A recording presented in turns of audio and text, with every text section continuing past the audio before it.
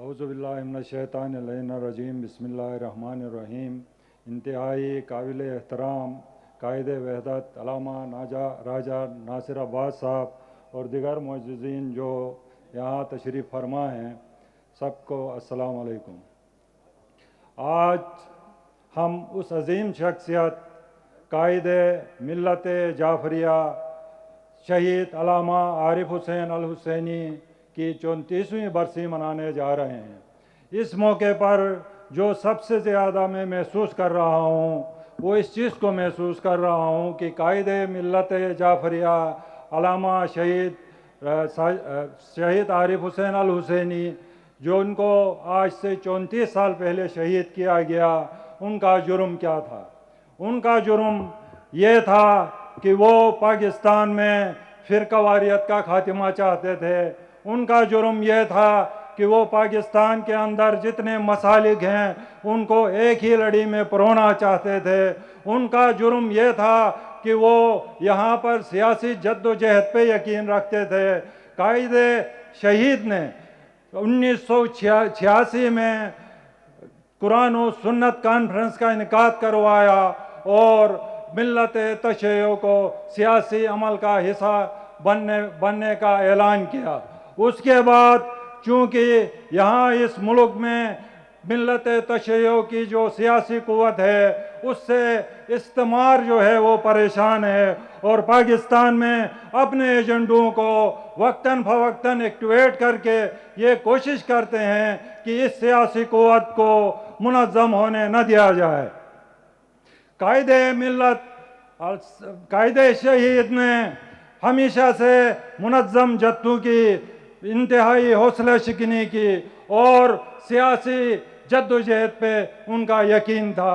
اسی سلسلے میں گلگت بلتستان میں قائد شہید علامہ ضیاء الدین رضوی نے سن 1994 میں سیاسی عمل میں حصہ لیا، اور اس وقت الحمدللہ گلگت بلتستان میں ملت تشیع کو اس طرح منظم کیا کہ پہلی دفعہ سن 1994 میں گلگت بلتستان میں تحریک جعفریہ کی حکومت بنی۔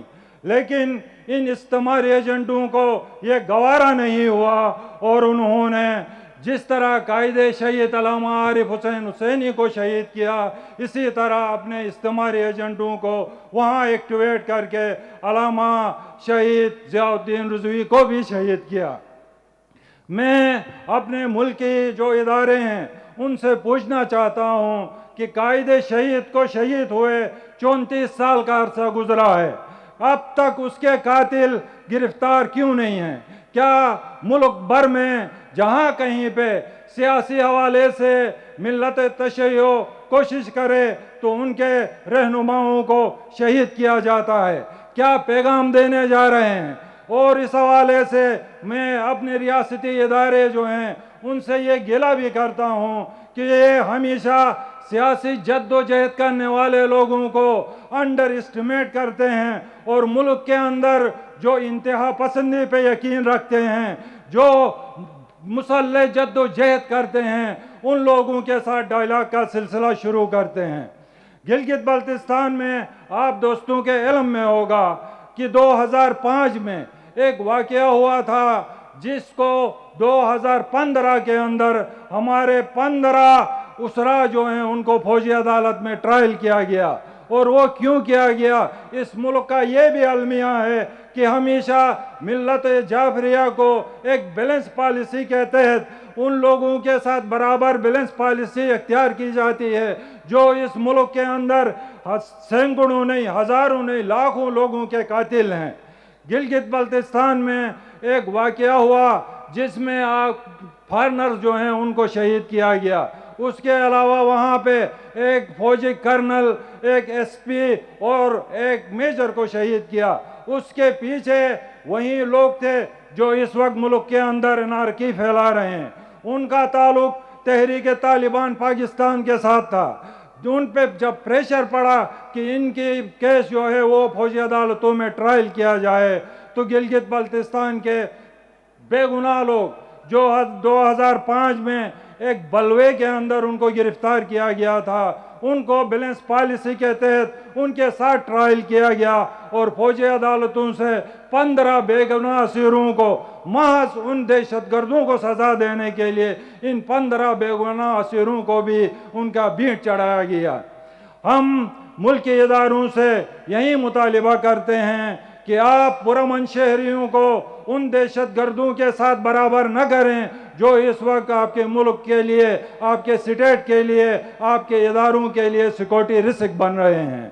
اور ساتھ ساتھ یہ جو امپورٹڈ حکومت ہے، ان کے آنے کے بعد یہاں کے جو ملیٹنٹ ہیں ان کے ساتھ جو ڈائلاگ کا سلسلہ شروع ہوا ہے، ہم اس کی بھی مذمت کرتے ہیں اور مطالبہ کرتے ہیں کہ دہشت گردوں کے ساتھ آئینی ہاتھوں کے ساتھ نمٹا جائے، نہ کہ ان کے ساتھ ڈائلاگ کیا جائے۔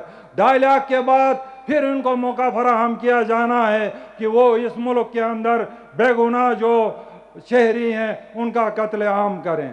بڑی مہربانی، تھینک یو۔ ماشاءاللہ، جزاک اللہ۔